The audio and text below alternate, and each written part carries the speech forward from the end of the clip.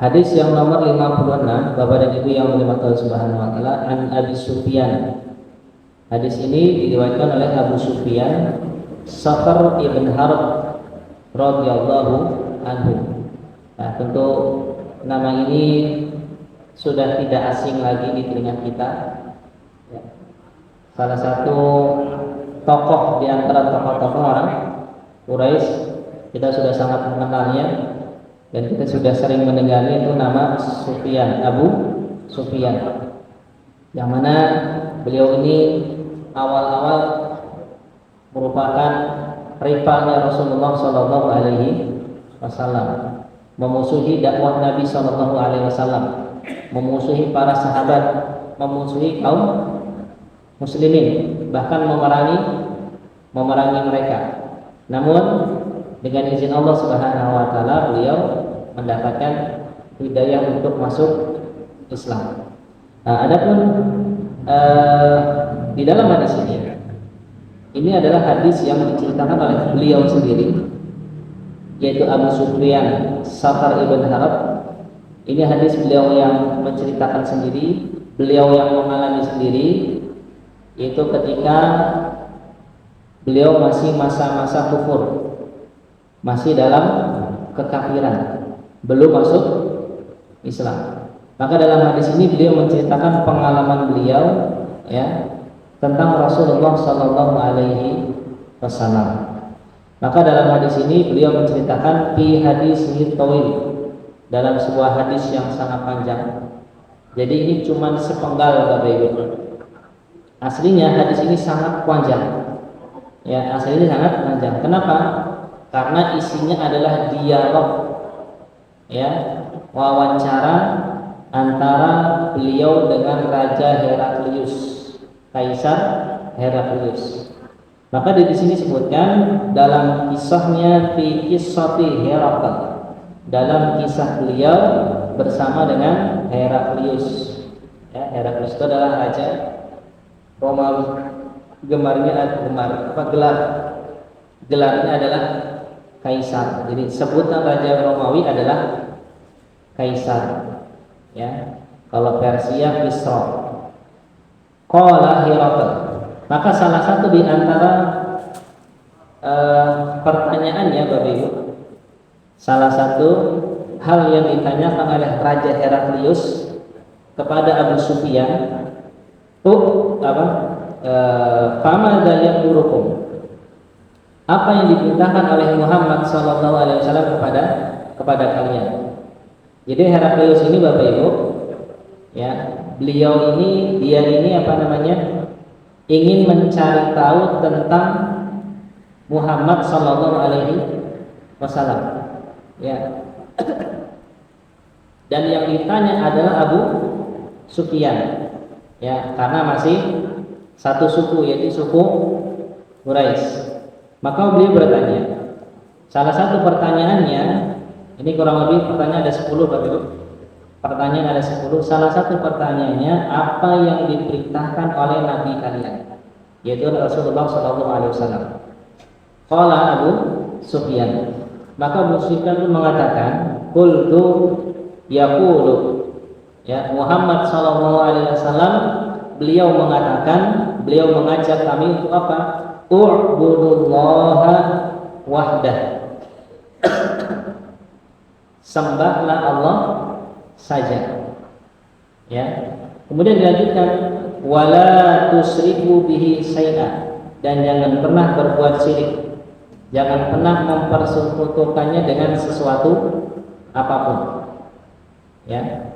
Ini ajakan yang pertama, yang paling utama yang dibawa oleh Rasulullah SAW adalah mengajak kepada tauhid, mengajak seluruh manusia untuk meninggalkan sesembahan selain Allah. Ini pertama, Pak, ya, poin yang paling penting. Yang kedua, waqsuqu ma yaqulu aba'ukum, dan tinggalkanlah apa yang dikatakan oleh nenek-nenek moyang kalian, oleh bapak-bapak moyang. Dan ini ada kaitannya, Bapak Ibu. Yang pertama diajak kepada tauhid, yang kedua diajak kepada meninggalkan apa yang dikatakan oleh orang-orang pendahulunya. Ya, karena mereka itu Bapak dan Ibu yang dirahmati Allah Subhanahu wa taala, ketika dikatakan diajak kepada dakwah tauhid dan diperintahkan untuk meninggalkan sesembahan-sesembahan selain Allah, alasan mereka itu satu, Pak, alasan yang klasik. Ya, ini adalah ajaran bapak moyang kami. Kami mendapati pendahulu-pendahulu kami menyembah berhala, maka kami ikuti. Nah, ini maksudnya, Pak. Ya, makanya kan kata Rasulullah SAW, kullu mauludin yu'alu adal fitrah. Ya, setiap bayi itu lahir dalam kondisi fitrah. Fitrah di sini maksudnya bukan suci. Fitrah di sini maksud lahir dalam kondisi Islam. Ya, lahir dalam kondisi Islam. Maka orang tuanya lah yang yuhawidanihi, au yunassiranihi, au yumajjisanihi, yang menjadikannya Yahudi, Nasrani, Majusi, dan menjadi orang syirik, penyembah berhala. Ya, jadi ini adalah apa? Ajaran yang apa? Yang diturunkan secara turun-temurun. Dari mana? Dari zaman dahulu. Ya, kenapa? Karena kalau mereka ditanya sumbernya mana, nggak punya. Ya, kalau orang Yahudi masih mending punya kitabnya Taurat. Kalau orang Nasrani, ya walaupun bagi kita itu adalah ajaran yang sesat, tapi paling tidak mereka punya sumber. Ya, Pak ya. Itu kitab-kitab mereka yang tentunya sudah ada distorsi, sudah ada perubahan. Tapi orang-orang musyrik kalau ditanya bukti agama kalian apa, ya buktinya apa, nggak ada.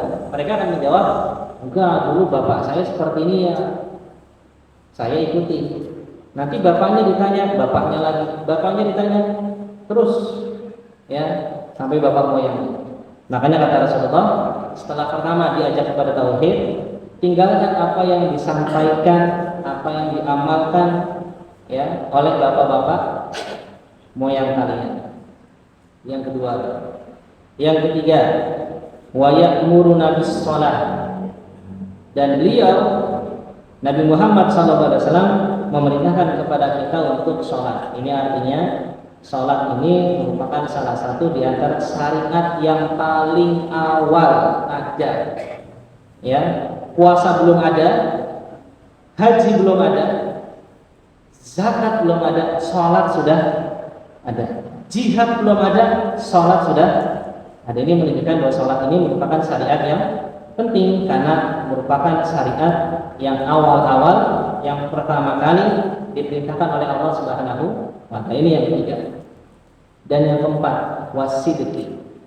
Ya, Nabi tersebut mengajak kita, memerintahkan kepada kita untuk berbuat jujur. Ya, untuk berbuat jujur setelah sholat, ya, diperintahkan untuk jujur, wal afaf, dan menjaga kehormatan diri, dan yang terakhir wasilah, menjalin silaturahim. Jadi ada berapa?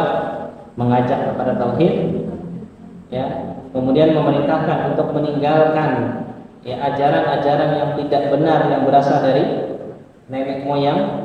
Yang ketiga diperintahkan untuk sholat. Yang keempat jujur. Yang kelima menjaga kehormatan. Maksudnya apa? Nanti kita sampaikan. Yang terakhir adalah menjalin silaturahim.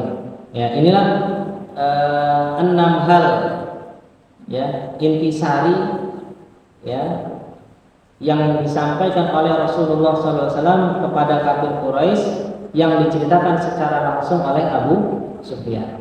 Baik, hadirin yang dirahmati Allah Subhanahu wa taala, sedikit informasi saja bahwasanya kisah ini adalah kisah yang terjadi pada tahun kurang lebih 6 Hijriah. Ya, pada tahun 6 Hijriah. Pada saat Rasulullah SAW sudah mulai membangun negara dan pemerintahannya, sudah mulai stabil, ya, sudah mulai stabil. Dalam negerinya dulu dibenahi, dakwahnya dulu, ya, para sahabat. Baru setelah itu apa yang dilakukan? Jadi setelah beliau membangun Madinah menjadi sebuah negara yang berperadaban, ya, yang terhormat, yang berlandaskan tauhid, sudah beres nih Pak ya. baru beliau melancarkan dakwahnya ke daerah-daerah sekitar Arab. Semuanya diajak oleh Rasulullah SAW untuk masuk ke dalam ajaran tauhid. Melalui apa? Melalui surat.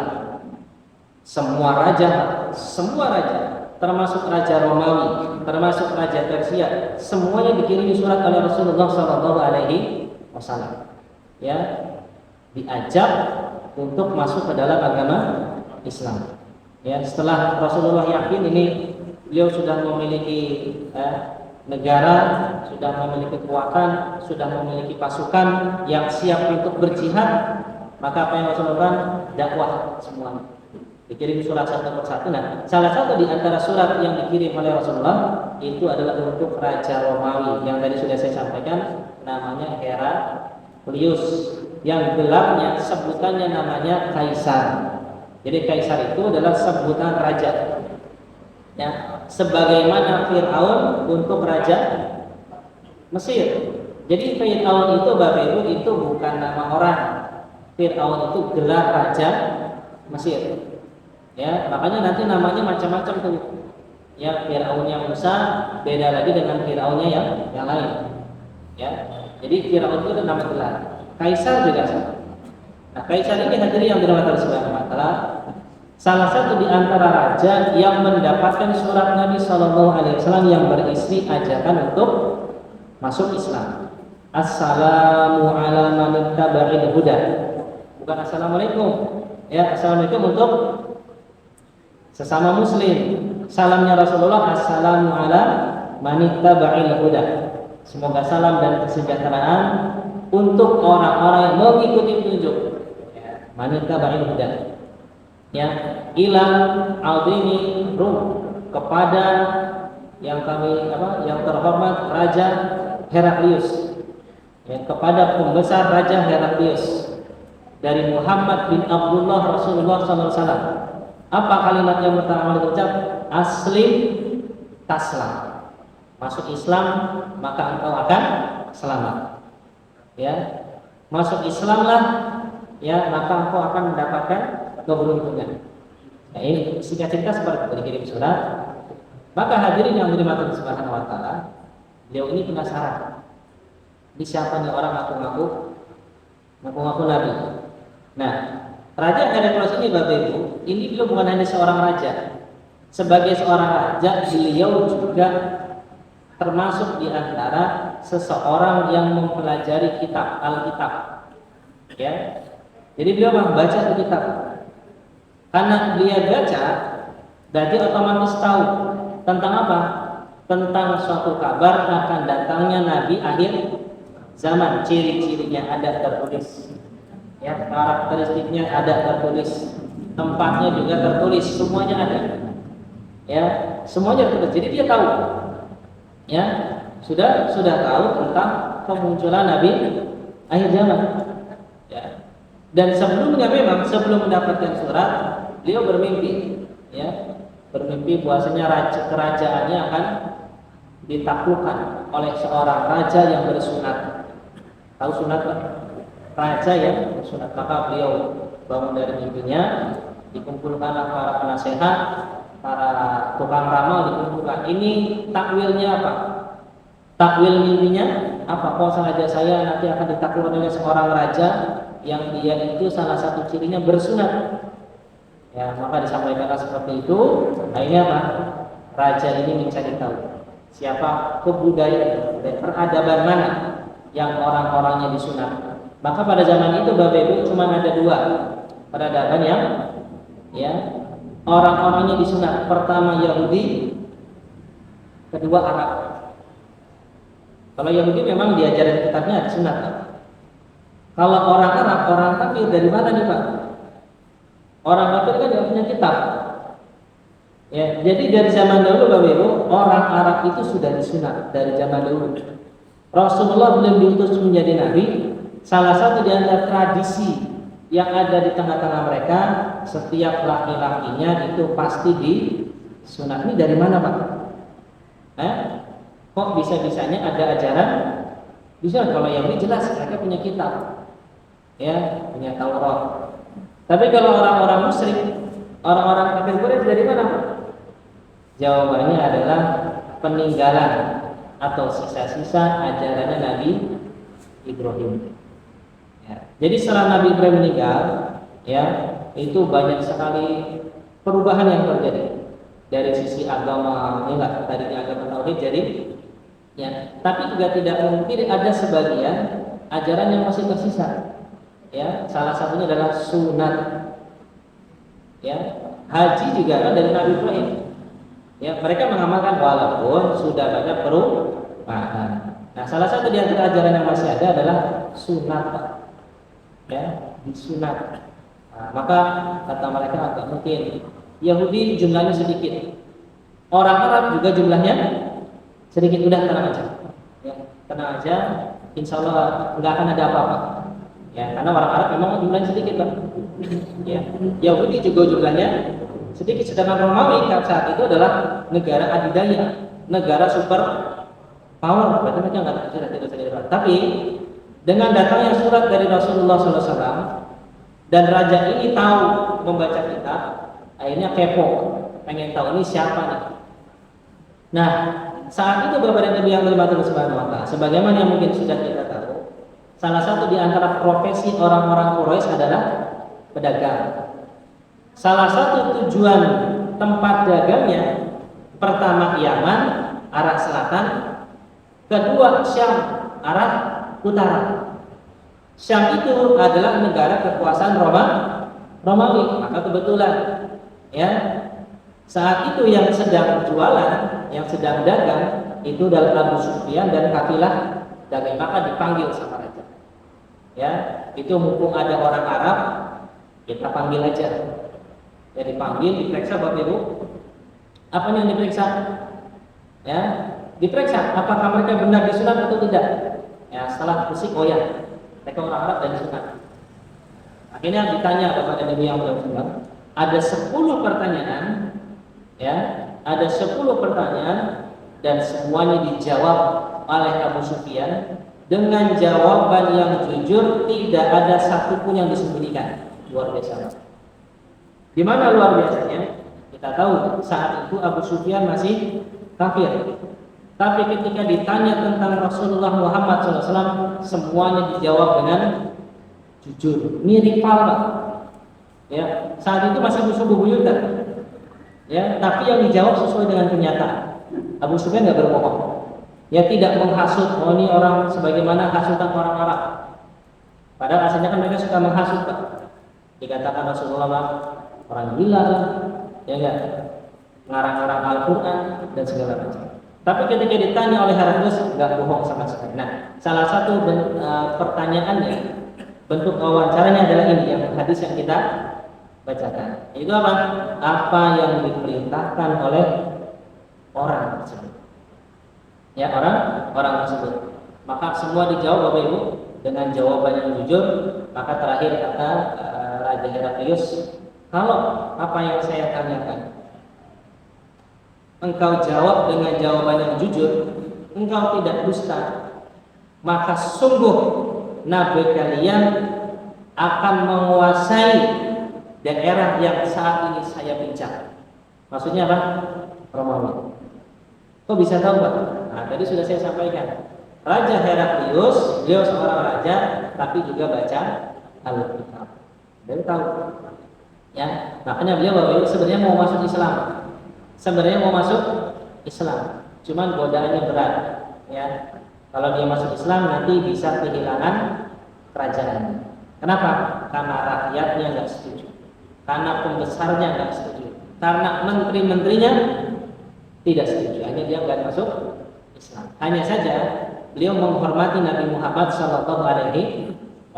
Bahkan beliau mengatakan kalau seandainya saya ada di dekatnya, saya akan cuci kedua telapak kaki sebagai bentuk penghormatan. Nah, dan kita bahas dulu Bapak Ibu.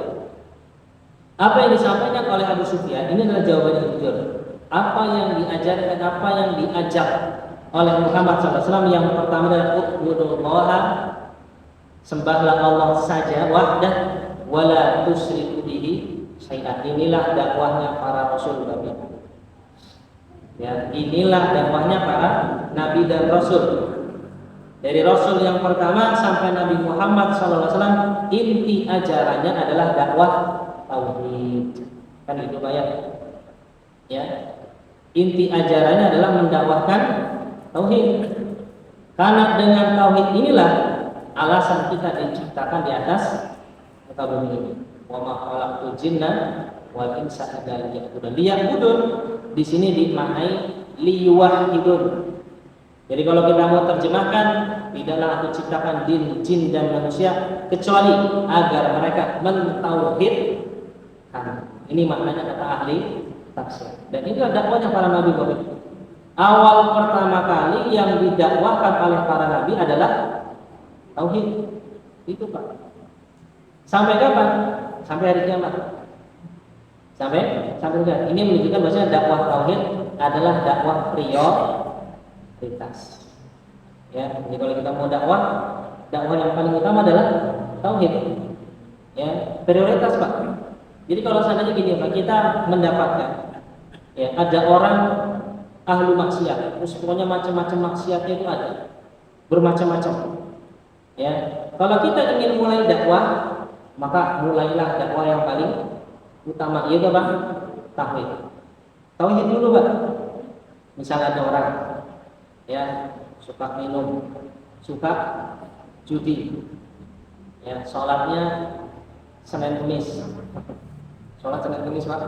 Kalau puasa Senin Kemis bagus ya. Kalau sholat Senin Kemis nggak bagus. Terus pokoknya macam-macam. Ya, suka minum dan segala macam. Terus apa? Nah, ketika kita main ke rumahnya, di atas pintunya ada apa Pak? Mujarobat, jimat. Ya, ada jimat. Ya, suka minum, suka main, macam-macam. Kita bingung nih, mana dulu yang dimulai? Itu dulu yang dimulai. Ya, jimatnya dulu yang dimulai. Ya, sholat lagi. Ya, masalah dia suka minum menang. Yang penting jimatnya dulu, tauhidnya dulu. Karena kalau tauhidnya sudah benar, nanti yang lain ikut Pak. Kalau tauhidnya sudah bagus, akidahnya sudah kuat, maka ya semuanya nanti akan menyusul. Itu yang dilakukan oleh Nabi Shallallahu Alaihi Wasallam. Ya, makanya syariat Islam itu yang berat-berat munculnya belakangan. Minum khamar belakangan juga. Keharaman khamar kan bertahap. Nunggu apa? Nunggu akidahnya kuat dulu. Ya, bagaimana mungkin mereka mau meninggalkan khamar sedangkan akidahnya tidak kuat? Bagaimana mungkin mereka mau meninggalkan maksiat kalau mereka tidak percaya adanya surga dan neraka? Nggak takut. Ya, karena orang-orang kafir Quraisy mereka pikirnya kalau sudah mati sudah nggak dibangkitkan. Ya wajar kalau mereka banyak orang-orang yang jahat, karena mereka tidak ada kepikiran nanti dibangkitkan akan mempertanggungjawabkan semua perbuatan yang dilakukan. Maka inilah yang dibangun oleh Rasulullah SAW. Disampaikan tentang akidah tauhid, tentang hari kebangkitan, tentang surga dan neraka. Yang lainnya nyusul. Nah, inilah prioritas kita dalam berdakwah. Kemudian kata Abu Sufyan waktu itu, kalau kita cermat, ya, kalimat yang disampaikan oleh Abu Sufyan, "Ubudullaha wahda." Terus apa katanya? "Wala tusyriku bihi syai'a." Sembahlah Allah saja, jangan persekutukan. Ini sebenarnya beliau sedang menyindir Heraklius. Kenapa? Karena Heraklius kan agamanya Nasrani. Nasrani nyembah Allah atau tidak? Nyembah Allah. Cuma bersama dengan nyembah Allah juga nyembah Nabi Isa. Makanya kata Abu Sufyan, beliau tidak cukup mengatakan sembahlah Allah, tidak. Tapi ada kelanjutannya. Sembahlah Allah saja dan jangan berbuat syirik. Ya. Artinya ajakan ini berlaku untuk dirinya Abu Sufyan dan juga untuk Heraklius. Kenapa? Karena walaupun mereka nyembah Allah sama Pak orang kafir Quraisy, mereka juga beriman dari sisi dalam arti maksudnya gini Pak. Mereka meyakini bahwasanya yang menciptakan alam semesta adalah Allah, yakin Pak. Ya, yakin. Sekarang gini Pak, ketika peristiwa Ka'bah mau dihancurkan, Kan Abdul Muthalib berdoa kepada siapa? Kepada berhala atau kepada Allah? Kepada Allah. Cuman bersama ibadah kepada Allah, orang-orang kafir Quraisy mereka juga menyembah. Jadi ini yang dikatakan oleh Abu Sufyan sebenarnya apa? Ya nyindir juga, nyindir siapa? Nyindir Raja Heraklius. Jadi tauhid itu dalam paling utama. Walaupun saat ini hadirin yang dirahmati Subhanahu wa taala, kita sudah Islam, sudah muslim, tetap tauhid yang paling utama. Yang paling tidak ya kalau kita sudah Islam, berarti apa? Ya kita ajak orang lain agar ketika beribadah itu ikhlas, tidak mengharapkan. Ini juga salah satu di antara bentuk ajaran tauhid. Kemudian yang kedua, hadirin yang dirahmati Subhanahu. Jadi dakwah tauhid itu termasuk yang sangat penting. Yang kedua, kata Abu Sufyan, ya, watruku ma yaqulu aba'akum, dan tinggalkanlah apa yang dikatakan oleh bapak-bapak moyang kalian. Nah, ini hadirin yang dirahmati Allah Subhanahu wa taala. Ya, jadi mereka orang-orang kafir Quraisy kalau ditanya, kenapa kok nyembah berhala? Ya. Kenapa kok nyembah berhala?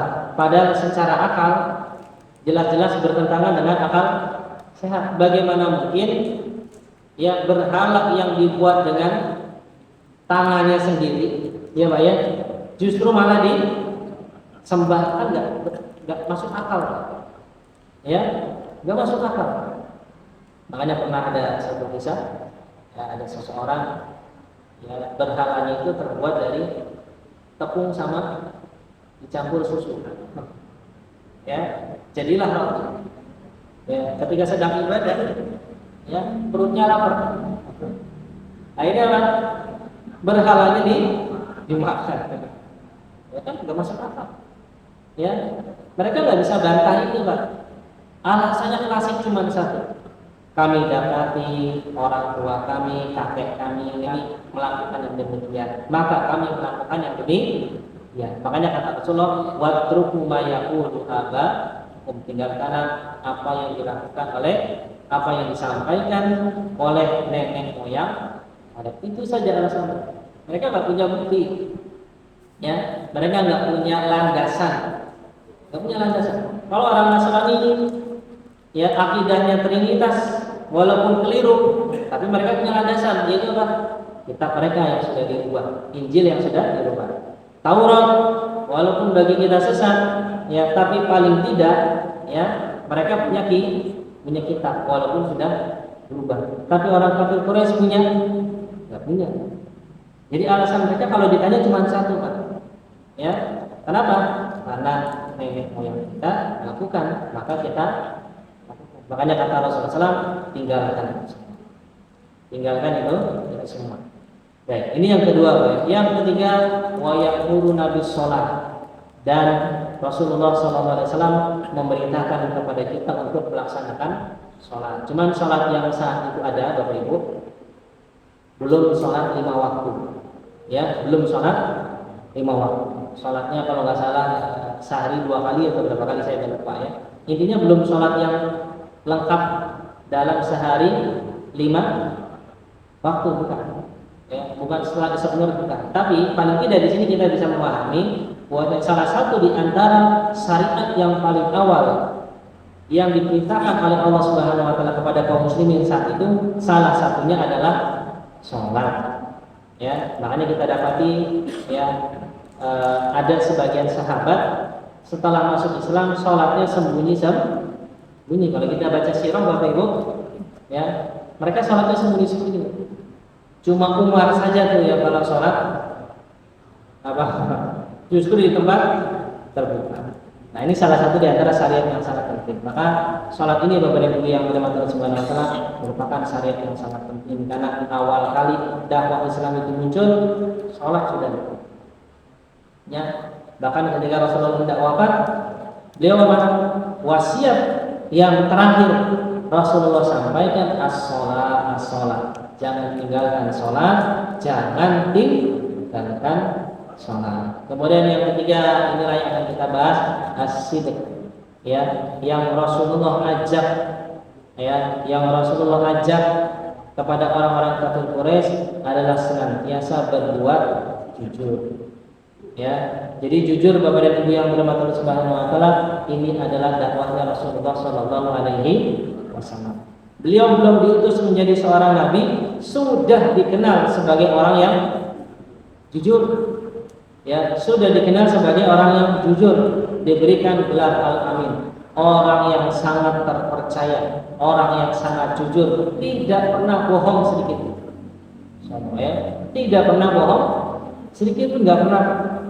Hingga sampai saat ketika dia sudah menjadi seorang nabi, orang-orang kafir Quraisy tetap ya kalau punya barang ya dititipkannya kepada Nabi Muhammad SAW. Ya, dia tidak beriman, ya dia tidak mau beriman, tapi tetap ya tetap, karena namanya hati nggak bisa dibohongi. Mereka kalau salah hati, mereka yakin Rasulullah Muhammad SAW itu jujur, nggak mungkin bohong. Ya, makanya pada pertemuan yang lalu pernah saya sampaikan Bapak Ibu, ya, Rasulullah pernah ngetes Pak, pernah ngetes. Jadi Rasulullah ketika diperintahkan oleh Allah Subhanahu Wa Taala untuk berdakwah kepada seluruh orang kafir Quraisy, Rasulullah nggak langsung dakwah dulu, tapi pakai trik. Dikumpulkan, ya maksaro Quraisy, wahai orang-orang Quraisy, kumpul, semuanya kumpul Pak. Kenapa kumpul? Karena ini Rasulullah Muhammad yang bilang, ya Al-Amin, orang yang dihormati, orang yang jujur, semuanya kumpul. Maka beliau berkata, apa pendapat kalian kalau seandainya saya sampaikan bahwasanya ada sekelompok pasukan berkuda di balik bukit ini siap menyerang kalian, ya siap menyerang kalian, apakah kalian percaya? Ya, maka mereka berkata, "Na'am, bala, tentu saja kami percaya. Kami tidak pernah mendapatkan Anda berdusta." Nah, tenang ini ya. Trik Rasulullah dalam berdakwah. Mereka sudah mengakui bahwasanya Rasulullah pasti jujur. Ya, pasti tidak berbohong. Nah, baru yang kedua dia sampaikan. Ya, kalian sudah menganggap saya jujur. Ya, kalian sudah yakin saya tidak mungkin berbohong. Ya, maka ketahuilah saya mendakwahkan kepada kalian untuk masuk ke dalam agama Islam, untuk menegakkan tauhid dan meninggalkan syirik. Karena kalau kalian tidak mau, akan ada azab yang akan menimpa kalian. Tiba-tiba ya saja mereka menolak. Padahal sebelumnya kan, sebelumnya sudah percaya, kami tidak pernah mendapati Anda berbohong. Coba selang berapa detik, nah itu Pak ya. Artinya apa? Mereka sendiri nggak jujur pada diri mereka sendiri, tidak jujur dengan apa yang dia yakini. Padahal sebelumnya dia sudah sangat yakin ini orang pasti jujur. Tapi ketika yang didakwahkan bertentangan dengan ajaran leluhur mereka, tiba-tiba saja sikap mereka berubah 360 derajat. Makanya diperintahkan untuk jujur. Kenapa? Karena kalau mereka jujur, mereka pasti masuk Islam. Kenapa? Karena hati mereka yakin. Ya, karena mereka yakin dalam hati bahwasanya apa yang dibawa oleh Rasulullah adalah agama yang benar. Termasuk paman beliau. Paman beliau sangat yakin apa yang dibawa oleh Nabi Muhammad, oleh keponakannya itu adalah agama yang lurus. Yakin Pak. Hanya saja ya beliau tetap tidak mau masuk Islam. Kenapa? Karena nggak enak sama kaumnya. Ya, nggak enak sama kaumnya. Apalagi agama ayahnya kan seperti itu. Ketika diajak untuk masuk Islam, datang Abu Jahal. Atarghabu an millati Abdul Muthalib, wahai Abu Thalib, sekarang memangnya kamu benci dengan agamanya Abdul? Maka dia nggak jadi masuk Islam. Padahal yakin Pak. Nah, makanya kalau mereka jujur, kalau orang kafir Quraisy jujur, kalau Abu Sufyan jujur, kalau Abu Jahal jujur, mereka pasti masuk Islam. Tapi mereka nggak jujur. Ya, apa yang ada di dalam hati mereka dengan yang mereka perlihatkan beda. Hati mereka yakin. Ya, termasuk Abu Sufyan, makanya dia jujur menyampaikan apa.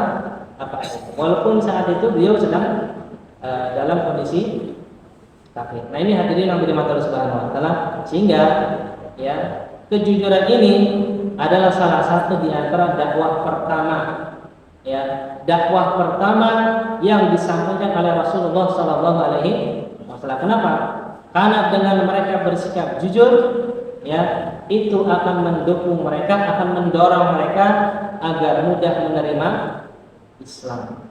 Itu Pak, ya, karena Rasulullah tahu, ya, Rasulullah sadar ini orang kafir Quraisy, mereka yakin saya ini bukan pendusta.